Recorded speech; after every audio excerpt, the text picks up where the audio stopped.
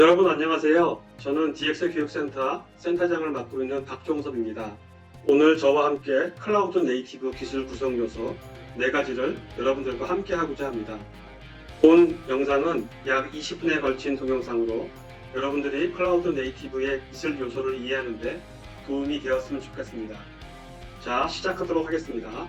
먼저 아이스 브레이킹으로서 IT 관리자 입장에서 생각해 보기입니다. 세계적인 IT 기업인 구글은 1998년 8월에 설립되었습니다. 왼쪽에 있는 본 사진은 1999년 초창기의 구글의 서버입니다. 현재도 미국 산타클라라에 위치한 구글 본사에 가시면 초창기 서버렉을 보실 수 있습니다. 보시다시피 12대 정도의 서버와 네트워크 장비로 구성되어 있습니다. IT 담당자라면 12대 정도의 서버는 혼자서 서버의 이름, IP 어드레스, 네트워크 구성 및 소프트웨어 설치까지 문제없이 할 수 있습니다. 하지만 오른쪽 사진을 보시면 2023년 현재 구글의 서버는 약 500만 대의 서버로 전 세계 데이터 센터를 통해서 운영하고 있습니다. 과연 500만 대의 서버를 혼자서 관리할 수 있을까요? 불가능합니다. 그리고 자동화 소프트웨어와 그리고 이를 지원하는 하드웨어 없이는 서버 운영은 불가능합니다. 그래서 자동화 소프트웨어인 Ansible, Puppet, Terraform 등을 통하고 L4와 L3 스위치 장비를 통해서 이용해서 이들의 서버를 관리하고 있습니다. 여러분도 아시다시피 구글은 글로벌 CSP입니다. CSP란 클라우드 서비스 프로바이더입니다. 구글은 클라우드 서비스를 하면서 이를 안정적으로 운영하기 위해 하루에 가상의 컨테이너를 생성하고 삭제하는데 그 수가 무려 4억에서 5억개에 이릅니다. 그리고 안정적으로 고객에게 클라우드 서비스를 운영하고 있습니다. 구글은 2015년에 구글의 컨테이너 자동화 플랫폼인 내부적으로 보고 시스템이라고 명명을 합니다. 보고 시스템을 CNCF, 즉 클라우드 네이티브 컴퓨팅 파운데이션에 인증을 하게 됩니다. 안정적인 엔지니어 수급을 위한 묘책인 거죠. 이후 CNCF에서는 이 보부 시스템을 쿠버네티스라고 이름을 변경하고 바로 오픈소스로 공개하게 됩니다.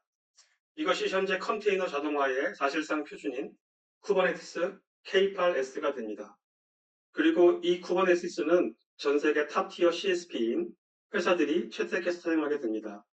클라우드 서비스 프로바이더 입장에서는 컨테이너를 활용해서 클라우드를 서비스하는 것이 가장 효율적으로 장비를 운영하는 시스템이 됩니다. 성공적인 레퍼런스도 많고요. 컨테이너를 운영하면 클라우드의 장점을 최대한 활용할 수 있는 거죠. 자, 요즘 클라우드 네이티브가 핫한 이유를 보겠습니다. 대통령 직속인 디지털 플랫폼 정부에서 2026년 주요 목표 4가지를 꼭지를 가지고 목표를 설정했습니다. 첫 번째, 오직 국민을 위한 정부. 두 번째, 똑똑한 원팀 정부. 세 번째, 민간이 함께하는 성장 플랫폼. 네 번째로, 믿고 안심할 수 있는 정부입니다. 여기서 중요한 부분이 있는데요. 노란색으로 형광펜으로 밑줄을 쳤습니다. 똑똑한 원팀 정부에서 대상 시스템의 70%를 클라우드 네이티브로 전환하는 것이 있고, 민간이 함께하는 성장 플랫폼에서 사스 기업 1만 개 육성이 있습니다. 이 부분은 정부 부처 및 공공기관에 전달되면서 클라우드 네이티브의 개념 및 클라우드 관련 기술이 부각되기 시작했습니다.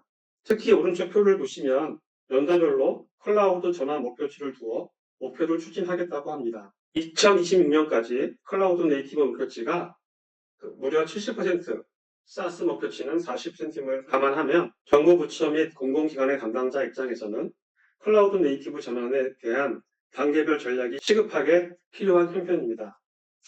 또한 기재부에서도 정부 담당자분들이 하드웨어 구매를 위한 예산을 신청하면 클라우드 관련해서 전환 사업을 고려하고 있지 않으면 예산 신청 자체가 거절되는 경우도 있습니다. 많은 공공기관 담당자들이 이 때문에 고민하고 있고 클라우드 개념 파악도 힘든데 바로 클라우드 네이티브 전환이라는 숙제를 가지고 전환 작업을 준비하고 있습니다. 이쯤 되면 클라우드 네이티브란 무엇인가 궁금하게 됩니다.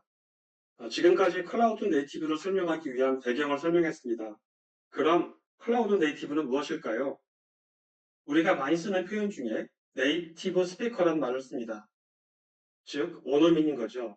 우리가 한국말을 듣거나 말할 때 전혀 어색하지 않습니다. 우리 모두가 한국어 네이티브 스피커이기 때문입니다.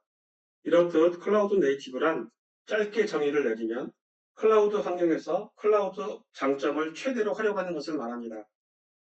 클라우드 네이티브는 좀 전에 정의한 대로 클라우드 서비스의 장점을 최대한 활용하는 것으로 대명사로도 쓰이지만 클라우드 네이티브 아키텍처, 클라우드 네이티브 어플리케이션, 클라우드 네이티브 테크놀로지 등으로 앞에 형용사 역할도 합니다. 즉, 클라우드 장점을 최대로 활용하는 아키텍처로 해석하면 클라우드 네이티브 아키텍처가 이해하기가 편하실 겁니다. 앞에서 클라우드 컴퓨팅의 장점을 여기 나열한 것 같이 경제성, 안정성, 확장성, 관리 및 운영 측면에서 커다란 장점이 있습니다. 또한 기업 및 공공의 IT 환경 변화는 다음과 같습니다. 온프라미스 환경에서 가상 머신으로 컨테이너로 옮겨지는 것을 보면 클라우드 네이티브 환경이 점점점 중요해지는 것을 알 수 있습니다. 클라우드 핵심 기술을 이해하기 위해서는 디자이어드 스테이트 머신 개념을 이해해야 됩니다. 오른쪽에 그림을 보시면 이해하실 수 있습니다. 이러한 머신들은 단순하면서도 안정적인 시스템을 만들어 갑니다. 알고리즘의 첫걸음인 디바이드 앤 컨커 방식을 사용한 예입니다. 상태 체크를 계속하고요. 상태 체크를 하면서 차이점을 발견하고 차이점이 있다고 한다면 조치를 하고 다시 생태 체크를 하는 이러한 디자이어드 스테이터스 머신은 안정적으로 운영을 하게 됩니다. 결론적으로 클라우드 네이티브 기술 요소로는 컨테이너로 운영되고 컨테이너에 마이크로 단위로 쪼개진 어플리케이션을 올리고 쪼개진 어플리케이션은 아무래도 잦은 배포가 일어나므로 잦은 인티그레이션과 배포를 해야 합니다. 그래서 자연적으로 클라우드 네이티브는 컨테이너 자동화, 마이크로 서비스 아키텍처인 MSA, CI/CD의 기술 요소와 이렇게 개발과 운영에 있어 문화가 변경되기 때문에 조직 변경에 따른 데브옵스 문화에 대한 것이 필요합니다. 그렇기 때문에 외부적으로 클라우드 네이티브의 경우에는 컨테이너, MSA, CI/CD, 데브옵스가 네 가지가 기본이 된다고 볼 수 있습니다. 자, 그러면 본격적으로 클라우드 네이티브의 정의를 해보겠습니다. 앞장에서 클라우드 네이티브의 정의를 짧게 살펴봤습니다. 오픈소스 재단인 CNCF 재단에서는 클라우드 네이티브에 대한 정의를 전 세계 랭귀지로 지원하고 있습니다. 보시다시피 클라우드 네이티브 기술은 조직이 퍼블릭, 프라이빗, 그리고 하이브리드 클라우드와 같은 현대적이고 동적인 환경에서 확장 가능한 어플리케이션을 개발하고 실행할 수 있게 해준다.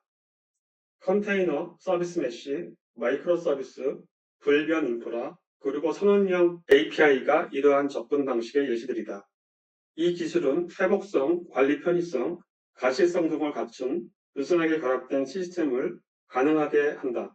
견고한 자동화 기능을 함께 사용하면 엔지니어는 영향이 큰 변경을 최소한의 노력으로 자주 예측 가능하게 수행할 수 있다. 클라우드 네이티브 컴퓨팅 파운데이션은 벤더 중립적인 오픈소스 프로젝트를 생태계를 육성하고 유지함으로써 해당 패러다임의 채택을 촉진한다. 우리 재단은 최신 기술의 수준의 패턴을 대중화하여 이런 혁신을 누구나 접근 가능하도록 합니다. 자, 여기에 이것이 바로 CNCF가 정의한 클라우드 네이티브의 정의가 되겠습니다. 정의 부분 중에 이해가 안 되는 부분을 제가 빨간색으로 표시를 했습니다. 이 빨간색으로 표시한 부분을 같이 살펴보도록 하겠습니다.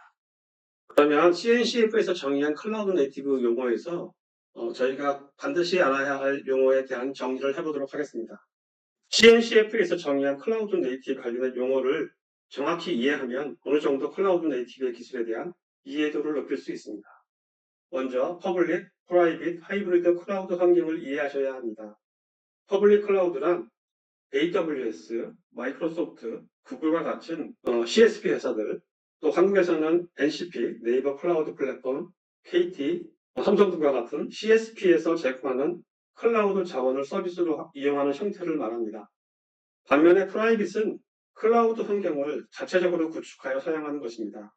요즘에는 자체적으로 오픈스택이라든가 도커, K8S를 사용하여 자체적으로 구축하는 형태도 많이 봅니다. 요즘 공공기관 및 민간에서도 자체적으로 클라우드 환경을 구성하여 많이 쓰고 있습니다. 하이브리드는 퍼블릭 클라우드와 프라이빗 클라우드를 혼용해서 사용하는 것을 말합니다. 프라이빗으로 클라우드를 구성해서 융통성 있게 사용하다가 리소스 부족 시 퍼블릭 클라우드 자원을 이용하는 형태를 일컬을 때 하이브리드 클라우드라고 합니다.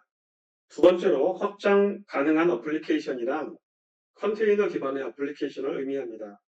즉, 프라이빗 환경에서 컨테이너로 구동된 어플리케이션은 다른 프라이빗 형태의 컨테이너에 바로 적용 가능합니다. 이렇듯 새로운 클라우드 내에서 컨테이너 환경이라면 다른 클라우드 환경에서 바로 확장 가능한 것이 확장 가능한 어플리케이션이라고 말하고 있습니다.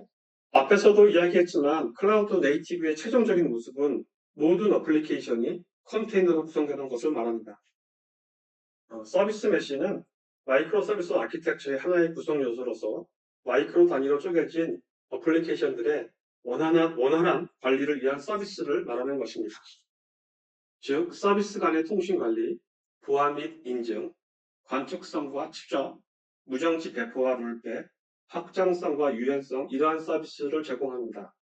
대표적인 소프트웨어로는 이스티오, 링커드, AWS, 메시툴 같은 것이 이러한 서비스 메시의 대표적인 툴입니다. 또한 서비스 메시는 각각의 어플리케이션에 인보이라고 하는 프레임워크를 같이 사용하게 됩니다. 다음으로는 마이크로 서비스인데요. 마이크로 서비스는 제가 다음 동영상에서 20분 정도로 또 세부적으로 다루도록 하겠습니다. 이 부분에서는 마이크로 서비스를 운영하는 6가지 아키텍처, 즉 운영 기술을 말할 거고요. 또한 마이크로 서비스로 어떻게 쪼개느냐의 관점인 3가지 방법론에 대해서 다음 동영상에서 말씀드리도록 하겠습니다. 다음으로는 불변의 인프라입니다. 불변의 인프라는 클라우드 네이티브 운영 환경에서 서비스 중인 컨테이너의 인프라 사이즈는 변하지 않는 것입니다. 즉, 스케일 아웃으로 똑같은 사이즈의 컨테이너가 중복해서 생겨서 지원하게 되지 스케일 업으로 지원하지 않는 것을 의미합니다.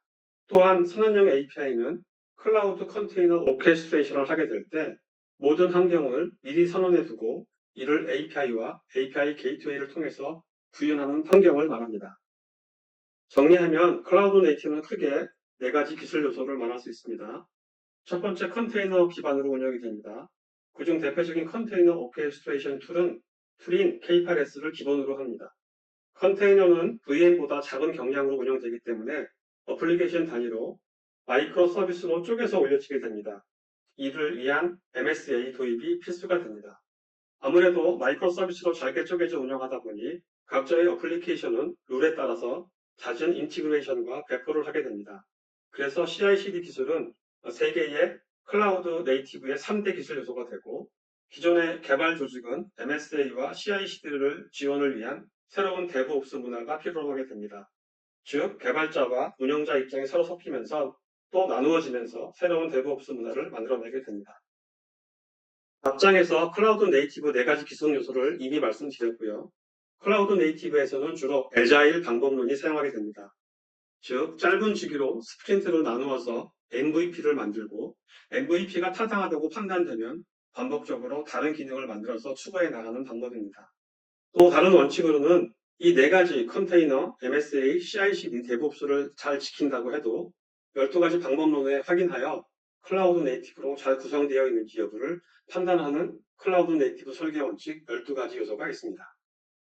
오른쪽 그림을 보시면 인간에서는 프라이빗 클라우드를 먼저 구성하고 난 후에 즉 프라이빗 또는 퍼블릭으로 컨테이너 환경을 구축한 후에 MSA를 도입하는 단계별 도입 방법론을 선호하지만 공공기관의 경우 예산 배정을 위해 하드웨어보다는 기존의 어플리케이션 앱을 어떻게 MSA로 전환이 먼저이기 때문에 공공 입장에서는 마이크로 서비스 전환이 클라우드 네이티브 구축의 출발점이라고 할 수 있습니다.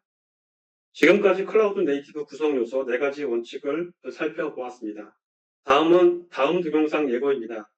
우리가 지금까지 클라우드 네이티브 기술 요소 4가지에 대해서 클라우드 네이티브 정의를 통해서 알아봤습니다. 다음 강의는 MSA가 되겠습니다. 마이크로 서비스 아키텍처를 살펴보겠고요. 마이크로 서비스 아키텍처는 컨테이너로 운영되기 때문에 가트너사에서 운영을 위한 내부 아키텍처 요소 6가지, 즉 API 게이트웨이, 서비스 메쉬, DB와 비동기 통신을 위한 베이킹 서비스, 컨테이너 오케스트레이션, 텔리메트리, CI/CD 등에 대한 자세한 리뷰를 하도록 하겠습니다. 그리고 또한 어떻게 마이크로 서비스를 쪼개는지에 대한 도메인 드리븐 디자인, 이벤트 스토밍, 또 업무 기능 분해 이 방법론 3가지도 리뷰하도록 하겠습니다. 지금까지 클라우드 네이티브 기술 요소를 경청해 주셔서 감사드리고요. 다음 강의 마이크로 서비스 아키텍처 6가지 요소와 어떻게 쪼갤 것인가에 대한 3가지 방법론을 가지고 여러분을 찾아뵙도록 하겠습니다. 감사합니다. 이것으로 클라우드 네이티브 기술 요소 강의를 마치겠습니다. 이상입니다.